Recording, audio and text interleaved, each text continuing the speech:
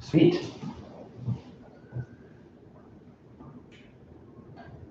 All right.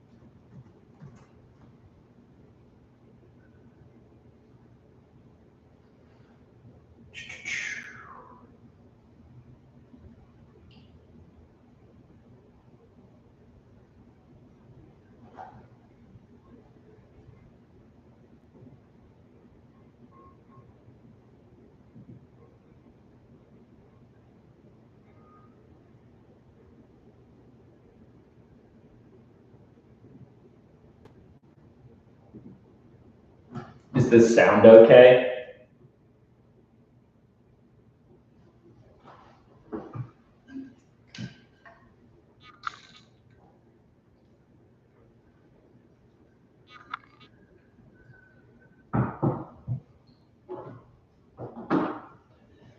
Oh, well, I can try it on here.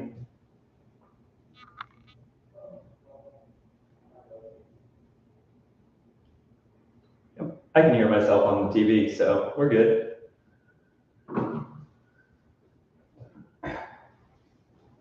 Can do.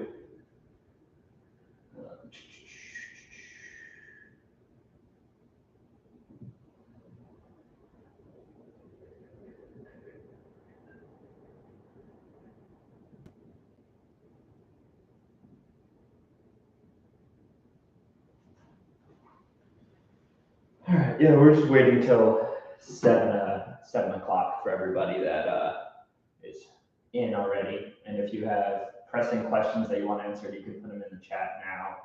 And then when we get to that part, I can go over that.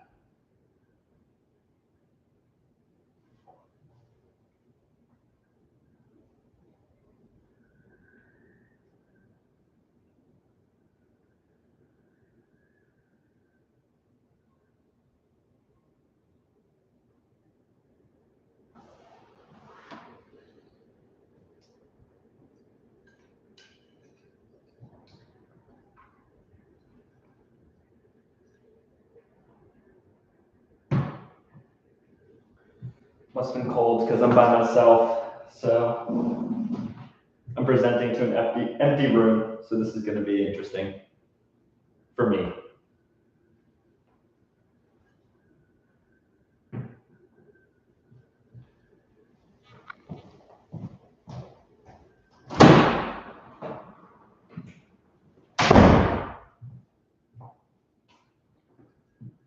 All right.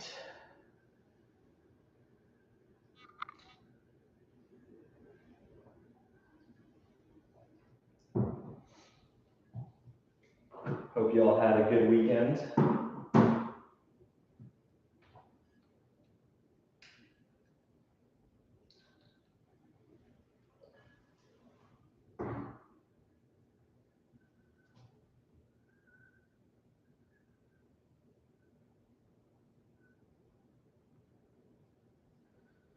All right, it is 7 o'clock, so I'm going to get started.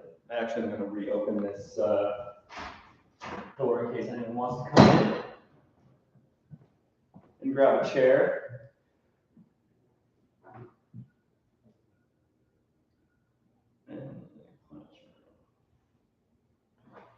All right, So we're going to have some people coming in and out of here, so it will be a little distracting to me potentially. If you see me look to my right or left, that's probably why. But I'm going to get into this for you guys just so we can get you going. So in terms of what we're looking for after a start is where we are, what play we're in, and how do we find a play? What play are we in? So I wrote on the board a couple of these plays. These are the plays that are standard to team racing. You have play 1, which is a 1-2 anything or a 1-3 anything. And then you have a play 2, which is a 2-3-4. Hey, Arthur. Hey. Just me and Arthur tonight, I guess. Do you want to be on the live stream? I can be your assistant coach. If you want to, I'm happy to do it. It's just strategy and tactics, not many rules involved in this one. So just going over the plays for everybody right now. And then play 4 is a 1-4-5. So these are the 3 plays that we show everybody in team racing. My coaching is more first 10 to 15 seconds off the line, I'm just selling as fast as possible. And that will kind of put me in a position to potentially not even have to team race. Ideally, not having a team race around the course is the best way to team race, in my opinion. A lot of the things that I have on this are the way I coach. Arthur may have some different opinions. Some other coaches may have different opinions on how team racing works. But I like to be as fast as possible with clean lane off the start. So if you're at part 1, one of the biggest things I hit on was at worst, start even with your pair, right? Or start even on the line with the other team. So these are the plays that you're looking for. And the skipper is focused on the boat speed and making sure that they're staying with their pair, right? So that is the goal of once you're off the line, if you are in the blue boat, hopefully you can see the blue boat, you're with your pair, this guy's with their pair, and this person's with their pair. That magnet's faulty. So we're going to go to boat 5. So it's not pointing. So we have everybody's with their pair. If you're with your pair off the line, you are in a good spot. This opens up the entire team race with you. Obviously, if you have one person that's way late to the start or early and has to come around, you're now at a disadvantaged position on the race course. So the skipper's focus is just go fast off the line for as long as you can while your crew kind of analyzes what's going on around the race course. So the crew is going to be the one telling the skipper what the plays look like, how many pairs you've won. So sometimes, a lot of the time, you're not winning every pair, right? So boat 3 is winning their pair, boat 2 is winning their pair, boat 5 is not winning their pair in this situation. So the crew would let them know we're winning 2 pairs. That way the skipper doesn't have to be eyes around the race course, because what happens when you're eyes around the race course, you're probably not sailing dead upwind, or you're kind of moving around and you're not very fast. So it's important for skippers for the first 10-15 seconds to make sure that they are going as fast as possible. And that way you don't have to do as much team racing on that first leg. Secondly, now you have to deal with coverage zones. So you have your course left, your course middle, and your course right. Put some marks up here. And take where to start. So you want to make sure that you have a pair that's defending or covering each side of the course. Obviously, if it's course left favored, you want to be kind of more hedged towards course left. If it's more course right favored, you want to be more leading towards course right. So coverage zones, generally from your shroud to the back of your boat. And that's going to depend on what your, let me end this sharing for this part so you guys can actually see this. So the coverage zones are going to depend on what the wind is like. In very light wind, you're going to have huge coverage zones, right? So your zone is going to be extended to a lot further forward and a lot further back, and you have them in your grasp for a lot longer. If it's a little more medium breeze, that coverage zone shrinks up a little bit, a little further back behind the shroud and behind your boat here. So you have a little less coverage zone there. So if they can get a little bow out on you here, you're not really affecting them. And then in heavy wind, it's even tinier. So you have much less of a wind shadow to work with. So if you're trying to rag your jib on somebody that's bow to bow with you in heavy air, they're just going to sail right through you, right? You have to be, they almost have to be there on you in heavy air for you to keep that coverage going. Now, this becomes, I see all too often at the high school sailing and sometimes even the college sailing level, where one boat decides they're going to go off by themselves and leave these boats to them, leave your teammates off to their own devices and let this boat get away. It's bad. We don't want that. At least you want to be loose covering a boat. And by loose covering, we mean at least staying on top of them and keeping some leverage on them. So you never want to get too far away from your pair, or if you're doing a switch. So let's say you're coming from course left. Let's take these guys out of here. Course middle's coming back at you. And you want to make a switch with 2 and 3, right? 2's crossing, but you have a situation where boat 3 is not crossing his teammate, and he's on port, and he's on starboard. Yeah, come on. So, too often, people want to stick with their pairs, and so this boat ducks.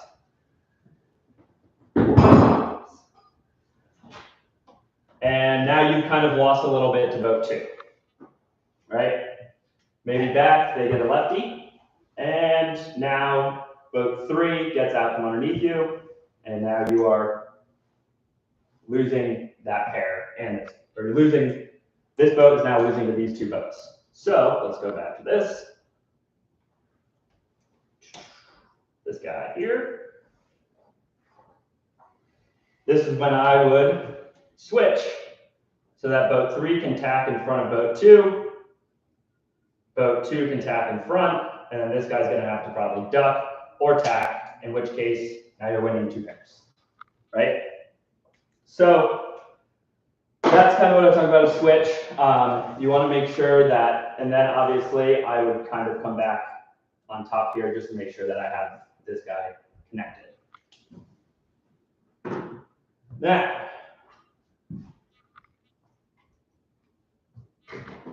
if these guys are out here, let's kind of put them in this situation here. So you're winning 2 pairs. You got a guy going, and then you have your guy coming back course left, and you have boat 1 over here sailing all by themselves. This is why I talk about having coverage on every side. So right now, you're probably winning 2 pairs here. That would be my assumption. Because this guy's probably not going to be able to tack and cross boat 5, and boat 2's got a pin on boat 2, right? So if he gets a righty, this race completely changes, turns on its head, right? So if he gets a righty, gets lifted, these guys are all on the headed tack coming back to the race course, coming back to the top mark, 1.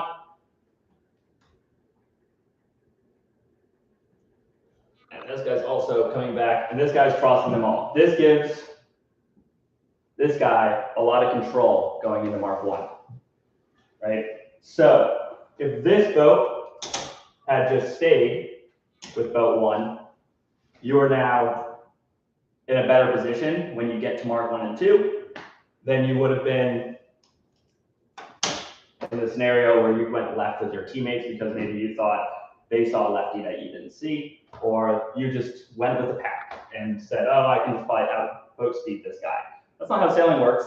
Sailing is a very ever-changing race course and ever-changing sport. So in team racing, it's important to have control. I think control is probably the top word that I use in team racing. If you have control of a race course, you have control of your pair, you're going to have a good team race, right? So that is your coverage zones. So if you wanted to break the course into thirds, you got right, middle, and left. Sorry, oh, I'm writing backwards. Left, middle, and right. And at some point, unless the race course is super skewed, this is on a perfect day, you have someone controlling kind of each side of the course. And that's going to be your best opportunity to cover and stay on top of your pairs, right? So that is your upwind coverage, where you want to be, where you want your team kind of laid out. We are going to talk a little bit about passbacks. I think that is our next slide here. Let's talk about passbacks before we get into mark tracks. So one of the things, let me share this so you guys can kind of see what I've written down, and then we'll talk different types of passbacks. Do you have any comments on coverage stuff? Yeah, I mean, I like the cover zone idea for sure. Yeah. We definitely talk about cover zones. Yeah. I prefer the coverage over the man, just because of what I was talking about earlier, where you don't want to be forced to a spot where maybe you get one teammate one pair that maybe is not as good, or this guy just happens to get a better shift or a better puff and plays it a little better, and now they have leverage against you.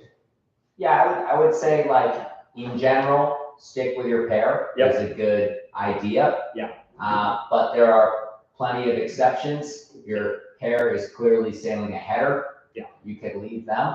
Mm-hmm. If they're clearly sailing to a lull, you can leave them. Yeah. And on the first beat, if you can take a better pair, you can leave your pair. Yes, I agree with all of that as well. All right, let's talk passbacks, because this is the fun part of team racing, right? Everybody knows how to sail upwind and how to sail fast. That's what we do every single day when we do fleet racing. But passbacks are kind of a different story, right? So let's say you get into a situation where this guy decided, I'm spinning because I found it, right? So you're now in a situation where you're like, all right, well, I have an easy cross here, and I can make a pass back happen. What is a pass back, and what should you be looking for to make this pass back happen? So first of all, I'm saying you make your pass backs fast, and you want to be aggressive with your pass backs. The first team to act in team racing is generally the team to make the play. If you wait for someone else to do something, then you're not going to have a good day on the team race course. Team racing is about being aggressive and making sure that you can make something happen faster than the other team. Because if this guy is still in the race, if you have a 2-on-1 on this side of the course with your teammate, odds are there's a 2-on-1 maybe on the other side of the course, maybe a little lower on the course, happening with the other team. So whoever's going to make that pass back first is going to have a better situation come Mark 1 and Mark 2. Yeah, blue does it first, they're going to have a play 1. Yep. Brown does it first, they're going to have a play 2. Exactly. So all too often I see this where people just take too long to make their passbacks happen because of miscommunication is a big one, or just not being aggressive in their moves to make the passback happen. So you have what we call a front door, which means exactly what you think it might mean. You're going to the front. So I like to call it front door passbacks. So if this guy decides to call front door, generally I actually have the leeward boat call it because they know best whether they can sail through or if it's better off for them to be able to tack out. It also depends on which side of the course is favored. If you think that it's going to oscillate to the left and you get a lefty, maybe you want to go back to it. But let's talk about front door. So in front door, this guy, let's say he tacks right up here. This guy is now in his covered zone. This guy's also in his covered zone. So this guy is going to start ragging his jib, very likely. You also want to make sure that this space between the windward boat and the leeward boat is enough where this guy can't tack out, right? So you want to be on him enough where he has no choice but to kind of just live there. So ragging your jib, maybe oversheeting your main, and slowly but surely, this is going to go really slow. This guy's going to come to the front, maybe put his bow down a little bit. If this guy is really smart, he'll try and make this take as long as possible. That's the goal of the middle boat in the pass back. Just make it take as long as possible, because then that gives this guy an opportunity to get their pass back done here. But this pass back is not done when this boat is here, right? This pass back is done when this boat can clearly tack and cross this boat here, all right? If you leave this boat here and just decide, okay, I'm out, this boat still has this boat pinned, right? So that's not an ideal thing. If they can keep their speed, you want to make sure the pass back is complete and this person is in front of the opponent, okay?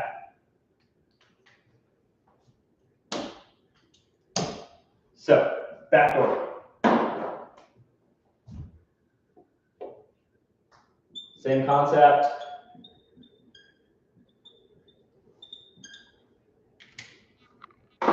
Except you don't need to go as slow as the windward boat here. You can just pin him here, and this boat 5 here can kind of slow itself down and tack and get out. And this boat is just going to keep him pinned until this boat can tack and cross boat 2, right? Also coming back this way, he should be able to rag a little bit if he doesn't have the cross. And we talked about last time, I like to use the terms rabbit and dog.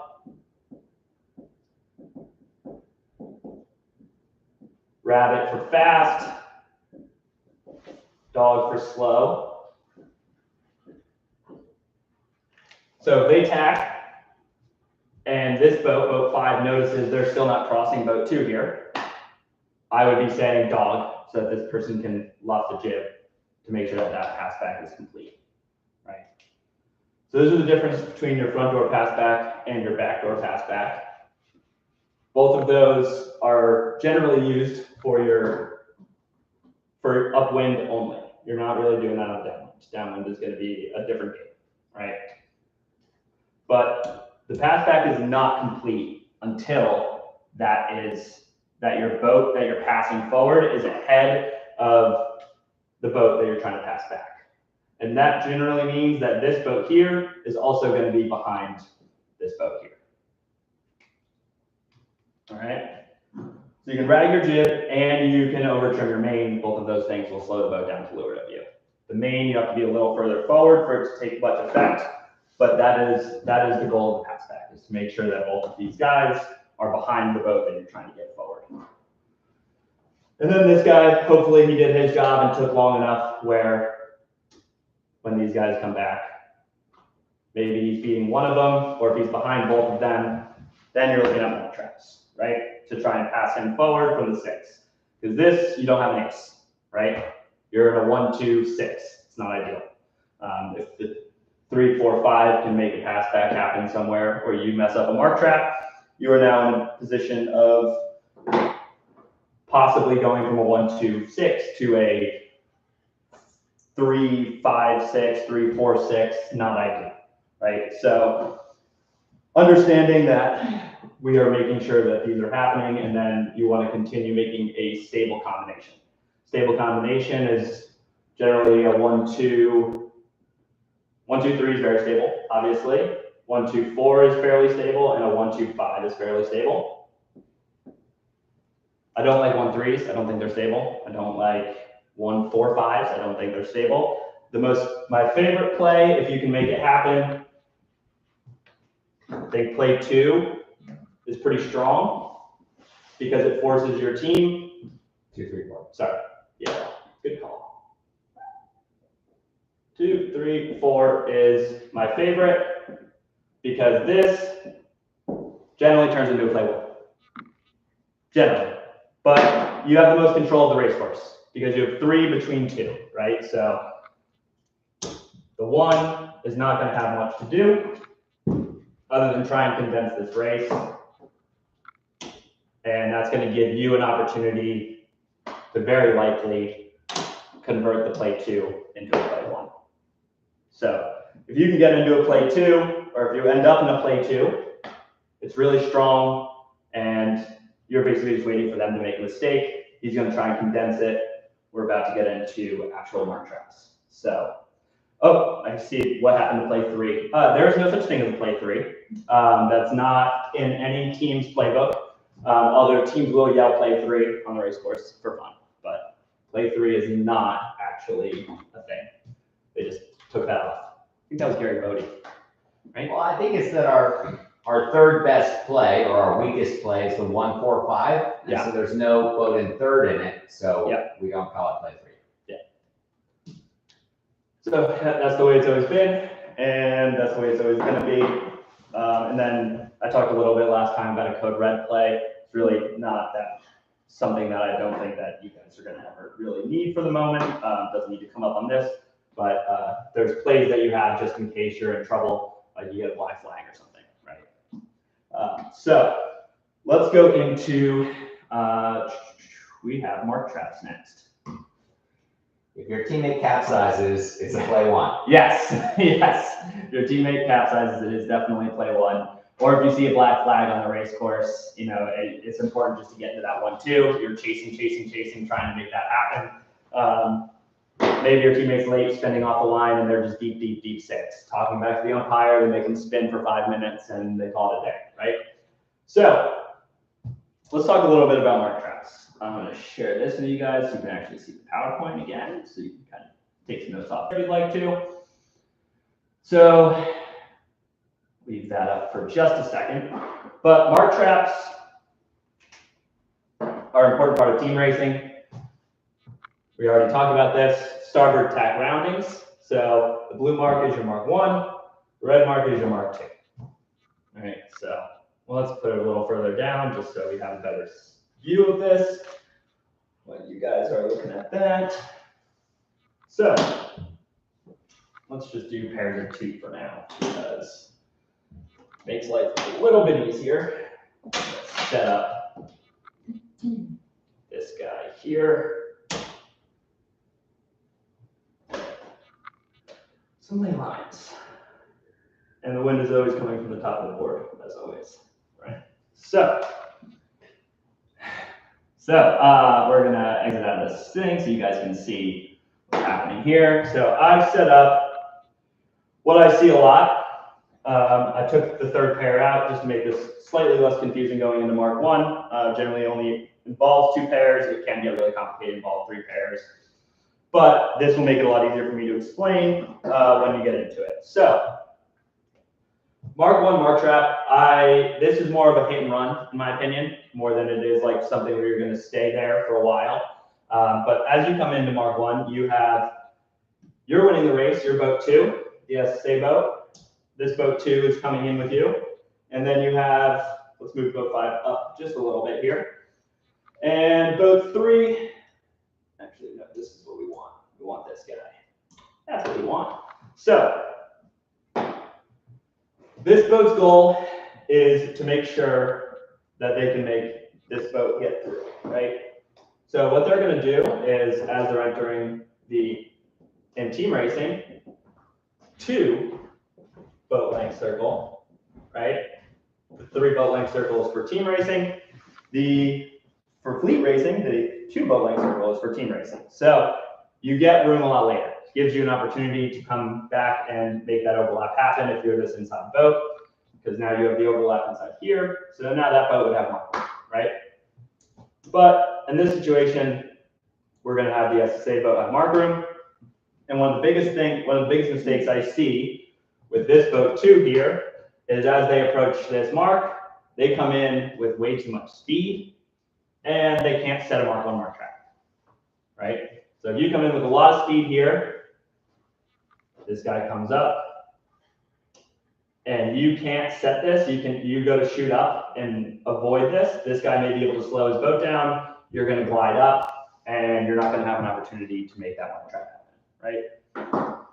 So if you're setting this mark trap from starboard tack coming in here, this boat is inside and has room, right? Because he's inside of him, and then he's outside of him. So Mark 2 boat 2, SSA 2, has all of the room in the world around Mark 1. what you're going to want to do is start slowing your boat, right? So how do you slow your boat? Drag your jib. You can do a couple little S turns, right? Little movements with your tiller. Just get the boat slowed down. So that way, by the time you get to the zone, you're kind of down speed, and boat 3 has a decision to make, right? They can either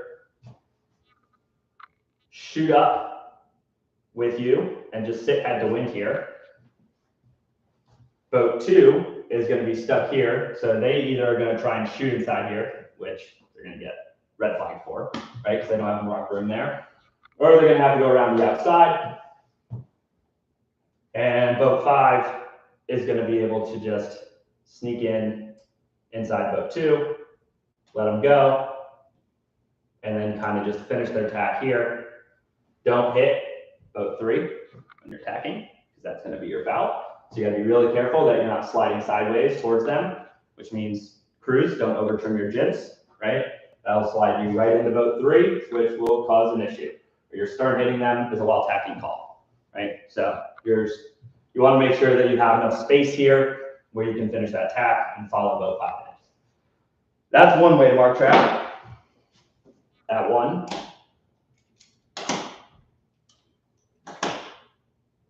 Second decision boat 2 is going to make is just tacking here, right?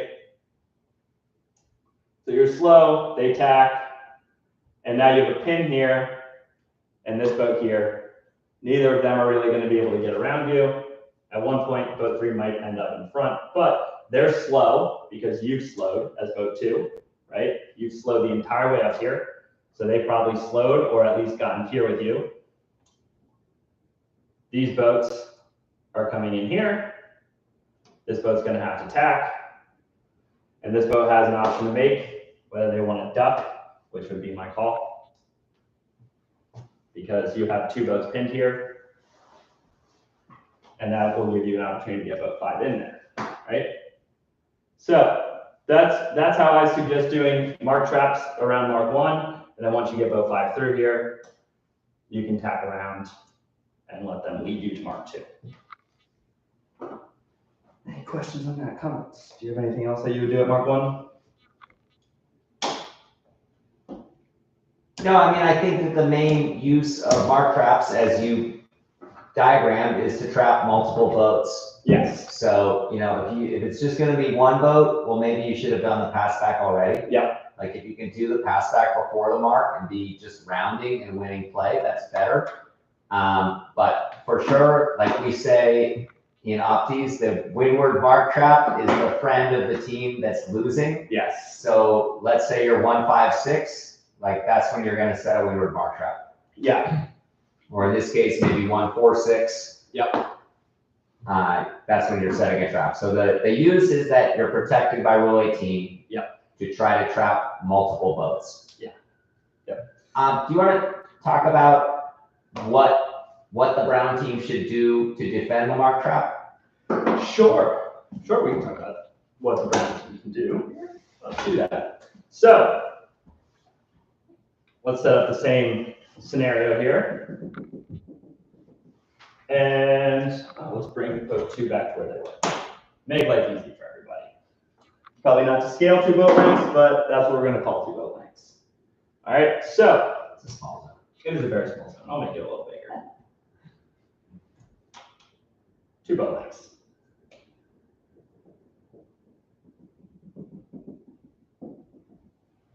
Almost a good circle. Didn't go to our school. All right. So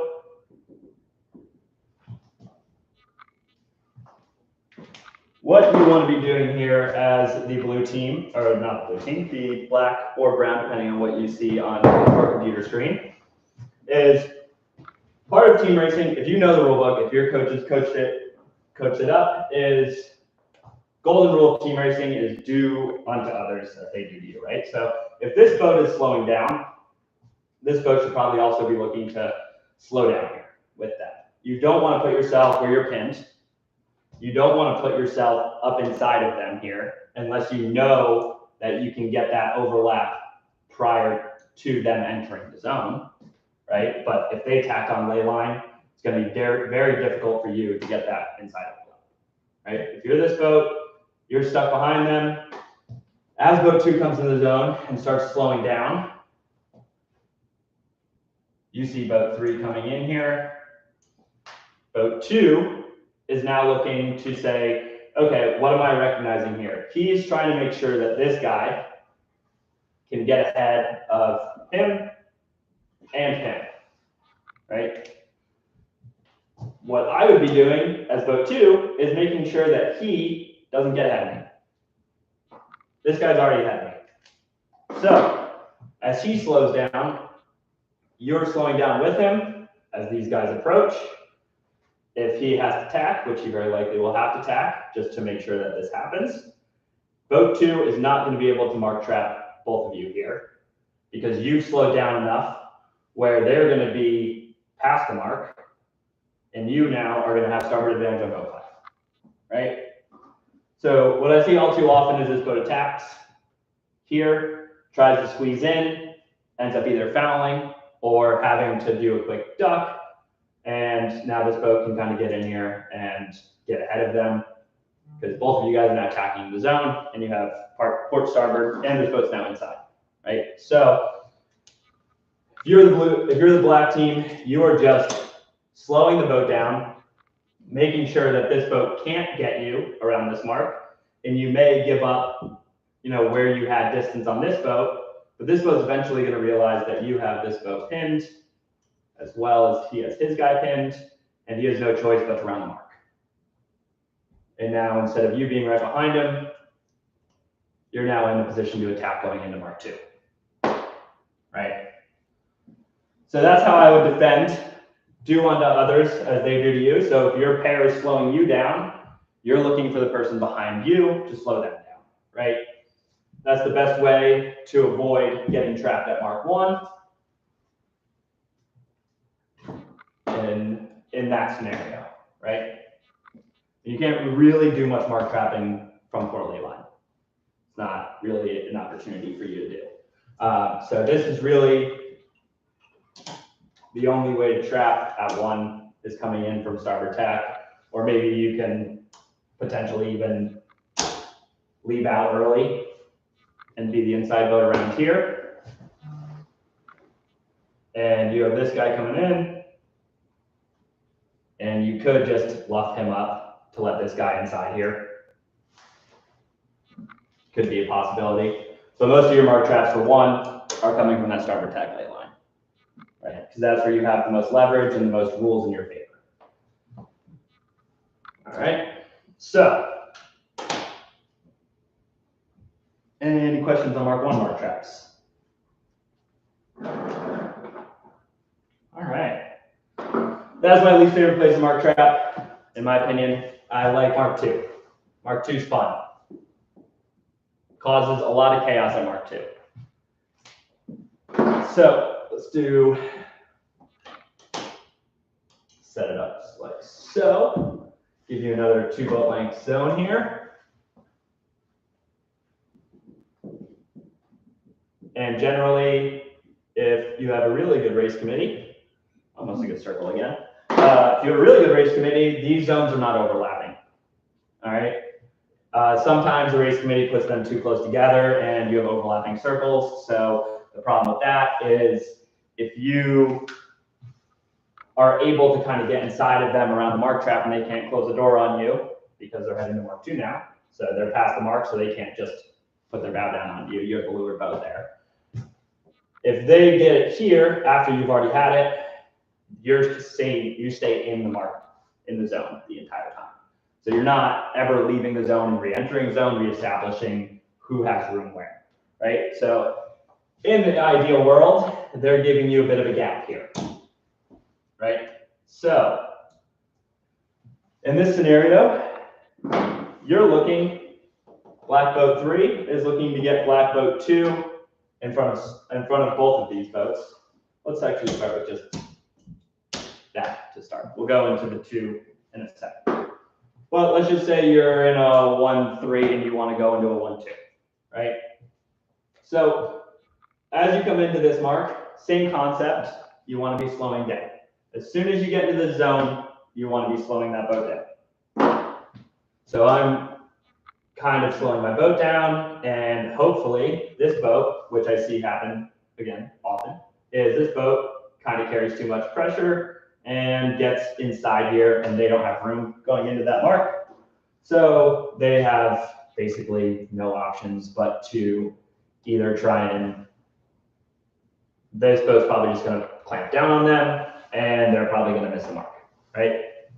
But if this boat's smart enough, slowing down with them, staying on their transom,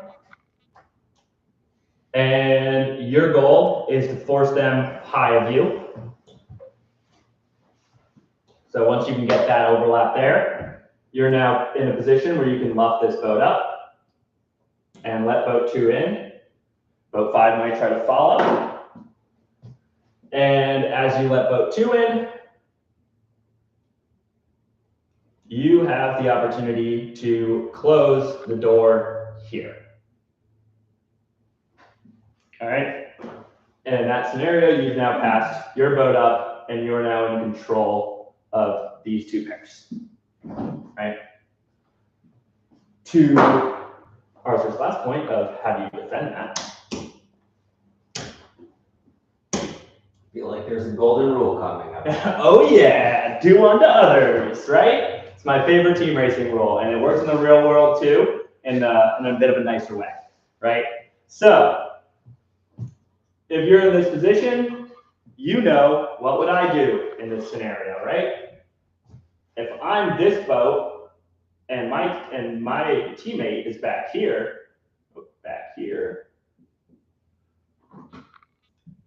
I know I'm going to try and mark trap that boat.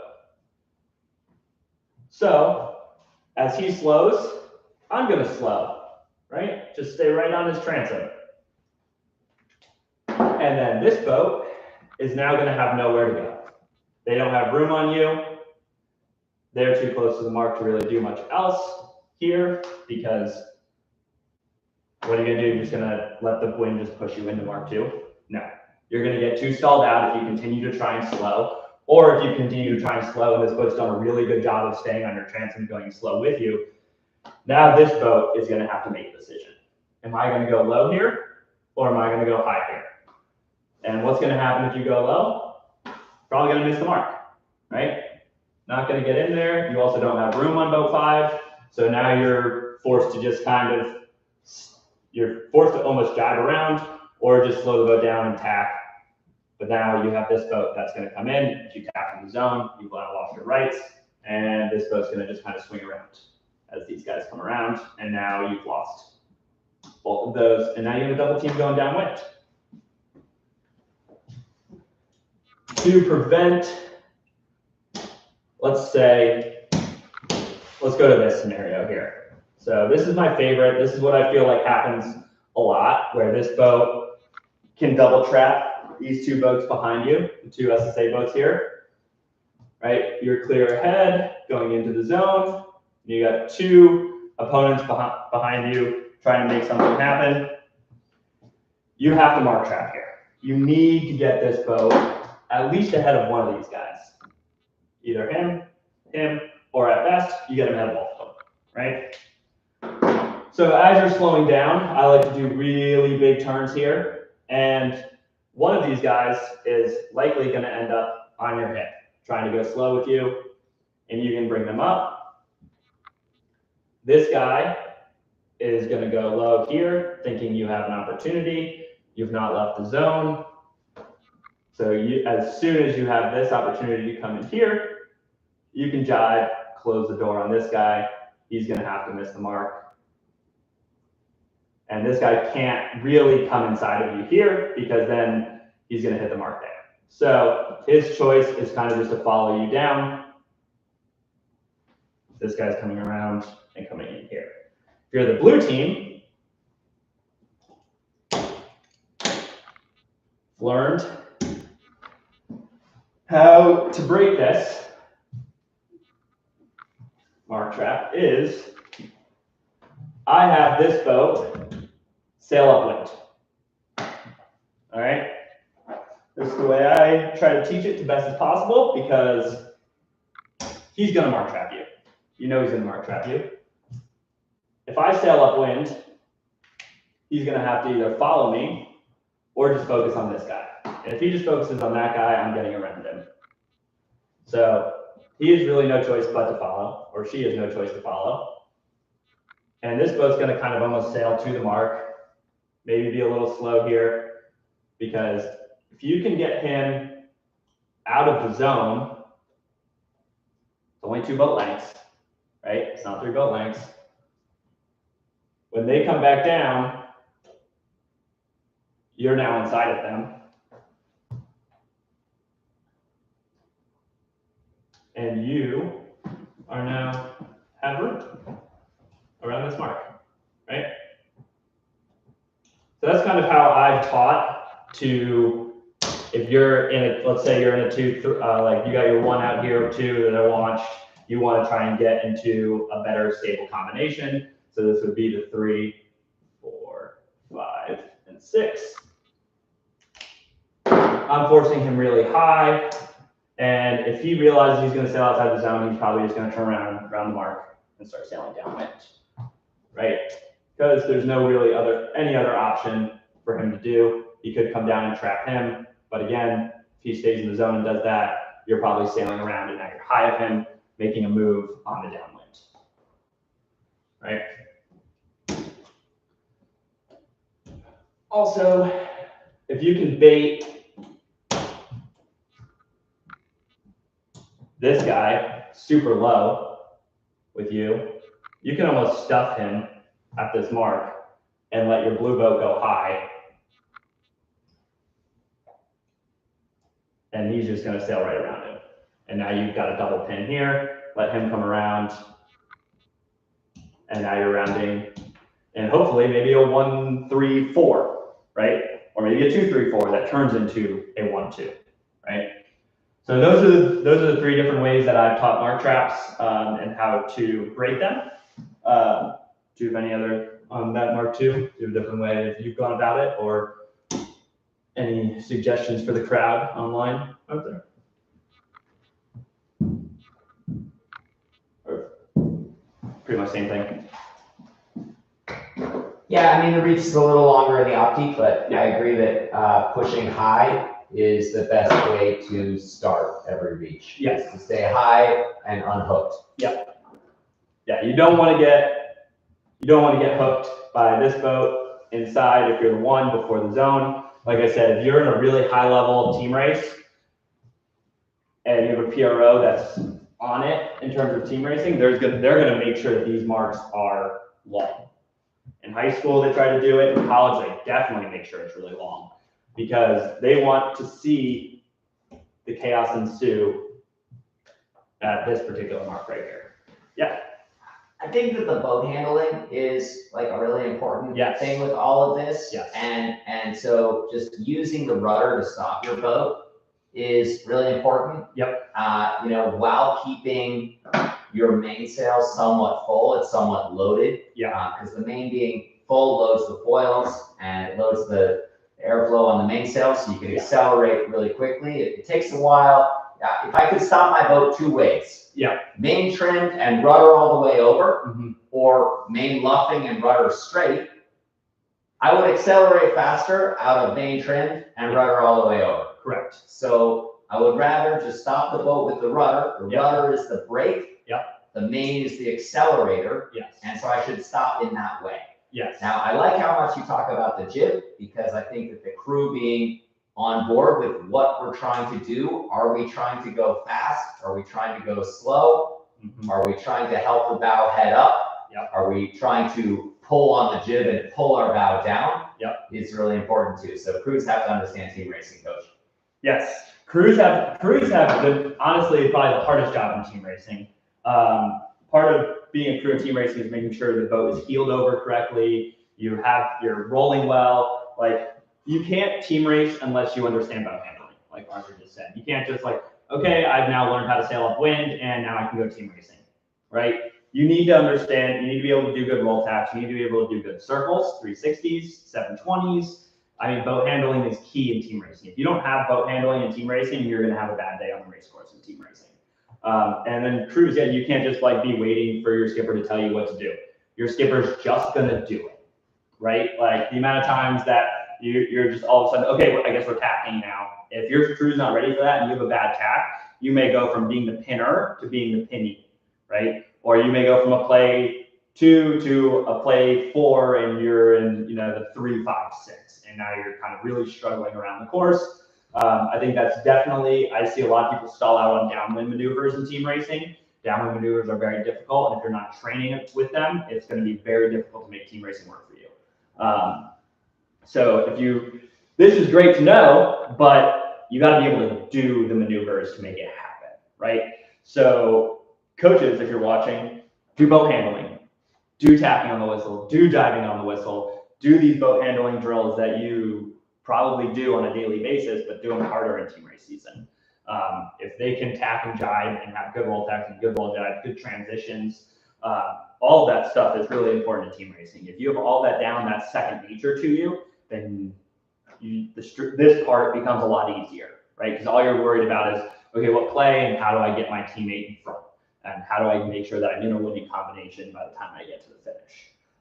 So there's lots of ways to unbalance. There's lots of ways to go about these kind of things. But we're only Mark 1. We're only upwind to Mark 1 and Mark 2. I do want to restate. I do like the fact, and I teach a lot of my teams this, is your first leg should really be focused on fleet racing with coverage, obviously, and with your pair. But if you can have a good first leg in just terms of racing the boat fast, just say you're faster than the other team and you don't need a team race. Your first upwind should be all about just going fast and going and making sure that you have 2 sets of pairs. So if you win every single pair on the start and you just sail fast, you're probably going to be in at least a play 1 by the time you get to Mark 1. And from there, it's kind of just controlling your pairs and what positions you're in and setting up for the downwind, which is probably going to be a very, very long conversation, to be completely honest. Downwinds are a lot. But I do have a couple more slides that I didn't show. I think a lot of it was more communication stuff. So let me just go to that for you guys. And I do have it on the TV here for those that are here. But I kind of hit on this a little bit for everybody. But communication is huge. If your team is not on the same page, then you're not going to have a good day in team racing, right? You have to be loud and you have to be direct. Every team knows your place because they have the same playbook for the most part. If a team yells out play 1, you know they're in play 1. Team knows you're in play 2, they're in play 2. You just got to be able to beat them to it, right? So calling plays repeated across the course. You have someone left, someone middle, someone right, if you're in this kind of covered zone, right? If it's going 15 knots and this guy calls play 1, this guy ain't gonna hear it, right? So echoing the call, echoing the communication is so important on heavy wind days, medium breeze days, and even light breeze days, but especially in heavy breeze days where you can barely hear. So if this guy calls it, this guy should be repeating it, and then this person should be repeating it, right? So whatever the play call is, it should be repeated across the course. At first, when you're learning how to team race, a loud team is going to be probably a better team. But then once you kind of get into a vibe with the same people over and over, you're racing with the same teammates, you have that quieter sense of team racing where you already know what's going to happen. But as long as your team is all on the same page, you're there. But if you're early into team racing, just communicate. And like I said in the last one, caveman talk. It shouldn't be full sentences about what to do. Like tack on ley line, then do this. Like that's an example of something that's just not going to work, right? They're going to hear half of that sentence. Tack on ley line. Okay, tacking on ley line. Maybe he said then dog, then rabbit. Like who knows? Okay, so now you're tacking and you're luffing your jib, but he didn't want that, right? So also losing pair. If you lose your pair, help. dog, one of those things. Condense the race, get it slow, bring the race back to yourself. You don't want to condense the race in a winning combination, obviously. You want to kind of create that gap if you're in a winning combination. But if you're in a losing combination and you can kind of bring that race together, which most races come together at the marks. 1, 2, 3, and 4 is where those races come together.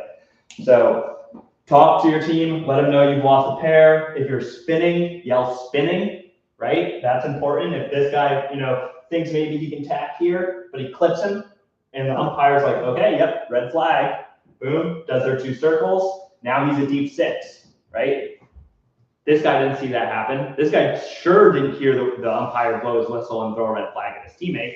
So this would be an opportunity for him to rag and slow the race down to try and get this guy back into it, right? Or same concept with this guy here. And then once you're finished with this pass back, I said this a little earlier, but once you're finished with the front door or back door, it's important to let the person that's doing the pass back know that you're clear. I like to say release, and that could mean them tacking out because you've crossed them and their pair's over here. Or that could just mean stop ragging on them, stop going slow. We're good. I'm clear ahead of them now, don't worry about it. And then switch, like I said, if you're in that crossing scenario and you're gonna lose a lot by doing a duck and switching pairs makes sense, just switch, it's fine. Use words that make sense and don't sound alike, right? I would use the example of no and go. Last time we had a team race talk, no and go doesn't work, all right? It's not ideal. And then, what's the last one that I did hit on in terms of you guys seeing this? So these are the key concepts of your team race on the first leg. Only team race if you need to. Mark 1 and Mark 2 are your opportunities to make a play. And gap if you're winning combo, condense if you're in a losing combo, right? So those are the key concepts to your first upwind leg. Make sure that you have a pair, you're staying in touch with your pair, whether it's a loose cover or a tight cover. Let's kind of discuss a loose versus a tight cover here, because I don't think I went too into depth about that. So, and we'll take this off so you guys at home can see it. So loose cover versus tight cover. So let's say the course is right hand favored, right? And you are this boat, boat 2, on top of black boat 2, so blue versus black. So I don't want this boat to get right. I don't want them to get that leverage. So when they tack, I'm gonna slam them. I'm gonna make sure that their life is miserable going on that tack. I'm just gonna hit them hard as soon as they tack, hit them on the nose, and they're not gonna be able to live there. They're either just gonna go slow back, or they're gonna have to roll into another tack. Once they roll into that next tack, I'll sail 1 or 2 boat lengths and then tack on top of them, so at least I still have a piece of them. Maybe it's not a full cover, right? It's medium breeze. You've tacked. It's like a half cover, not even, but you're in a position where unless the breeze turns 180, you're in control of this pair, right? And this is going to be a lot easier for this person to live. So if they're living here, but they don't realize that you're still with them, but they're still going to realize you're with them, but they're going to make sure that, okay, at least I can sail kind of fast here, right? So you're kind of shepherding that boat to the side of the course that you would prefer they be on. So that would be a loose cover. And then with the new rule, I don't know how many of you guys saw the new rule with the slam dunk tap, but that's going to highly affect our team racing.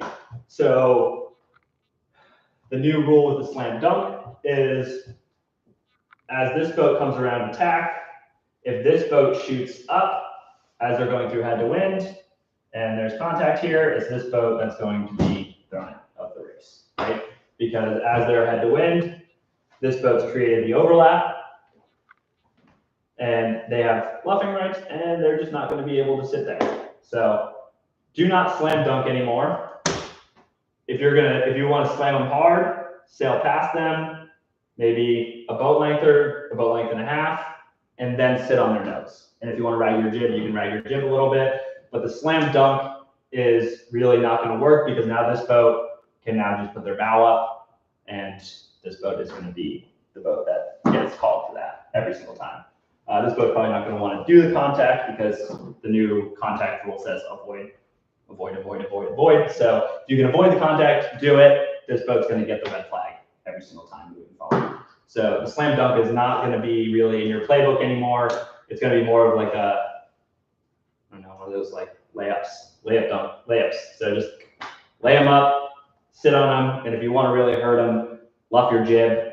That'll really force them to get out here and force them to the course that you want to go to. If you want them to go course left, let them be kind of free course left with good speed. If you want them to go course right, same concept. They go this way, you're going to slam them right on the nose. Make sure that they are miserable here and they want to get back out, right?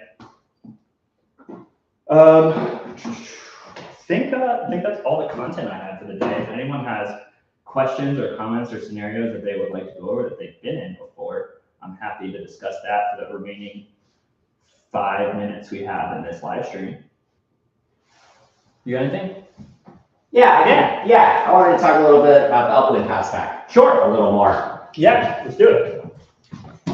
Hi guys, I'm Arthur Blodgett, Yeah. SSA member, Coach AYC. Thanks, Trav, for doing this for everyone at home. And it's a great way to spend our winter. So you talked about front door, back door pass backs upwind. And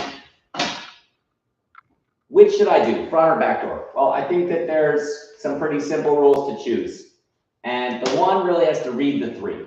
So let's say that this crossing scenario, right, where the third place boat, let's see what the actual numbers. Go for it. Where the third place boat is sailing to the help of sailing their opponent that's covering them, doing their job under their teammate, sailing to the help. And what type of pass back would you suggest right here? What I suggest? I would suggest the front door here. Correct. The 3 is already in clear air, right? The 2's wind shadow is kind of like that. She's bow to bow, so she's in clear air. So the 1 can just tack here, clear ahead, over trim their main, begin to slow on them, and let the 3 draw ahead. And then we'll either make sure they're fine and cover someone else, whatever, right? So that's a pretty clear, we're gonna go right into a front door pass back. And the 2 doesn't even need to be pinned. If the 2 tacks, problem, no problem. No problem. We're just gonna SIMO with them, like the windshield wipers on the bus. We're just gonna tack with them, keep them in our cover zone, herding them in a loose cover, and that's a concept that you can use for fleet racing as well. A loose cover is herding someone, encouraging them to go straight, slamming in a hard cover until your teammate is clearly ahead of your pair. Now, if the scenario is more like this, now what type of pass back are we trying to get into? Backdoor. Well, probably a backdoor pass back, right? They're not in clear air, but they could tack out. So I'm going to tack here, get into a pinning situation where I can keep clear of this boat, but they cannot tack. And then my teammate is going to tack out. Now I can begin to sail faster off my pair. If they tack, well, now this backdoor pass back this way turned into a speed pass back this way. Yep. Right. Okay, so that's center course. And we're just doing it based off of reading the position of my teammate relative to their opponent. But we should also consider where we are on the course. We're out here, even if my teammate is bow out, let's say it's the finish line. Oh, sorry, that's another talk. But let's say it's the finish line, and this is the 4-6 pass back. Has to happen. Doesn't matter how much time. What kind of pass back are we going to be doing here? Back door, right? Even though they're here, it's got to be back door because the front door is going to take way too long for us to cross them. We're being sailed away from the mark. We're being sailed into the Navy seawall, right? So I need to cover and trust my teammate to do a bump, hit the brakes, down, and then out, right? So some good boat handling there. Right? but getting out, right? Same deal. Let's say we're sailing this way towards the mark or finish line. What kind of pass back are we going to be doing here?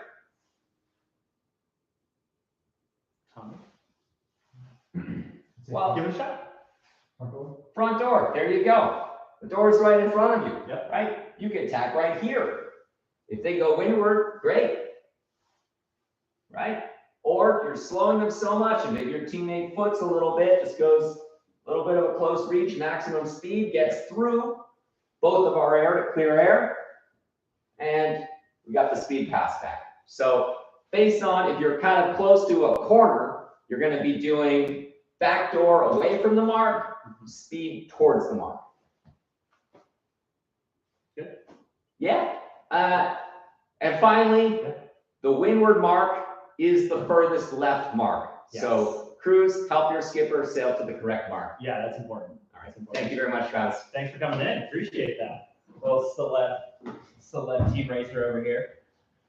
So does anyone on this have any questions before we kind of close up for the day? I'm trying to look at this chat here. This is going to go to the YouTube, our SSA YouTube. So if you guys have people that want to watch this, it's going to go into a playlist of all 4 of these.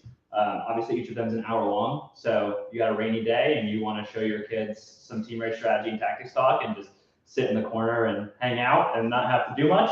This would be a good opportunity to kind of show your kids this, or just send them the links if you guys have certain, things that you guys want to do spring break. Here, watch a couple of these videos over spring break, but they'll be readily made available for you guys once the series is over. So, and tomorrow is going to be downwind to Mark 4. So tomorrow is going to be the fun one.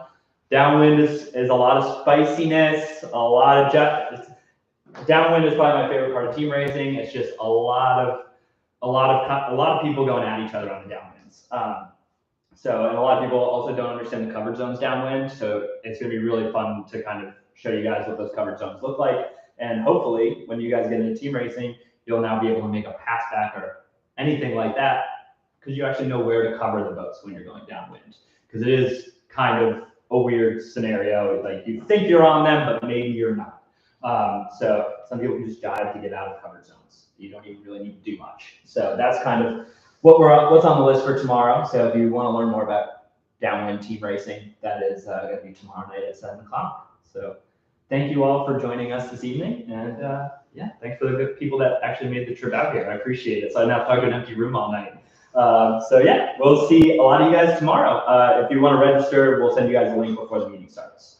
And then you can rewatch this tonight if you already have the link. So if you missed some of it and you want to go back and look at some things, it will be available for you guys that have registered for it. So awesome. And with that, I'm going to log off. Thanks, guys.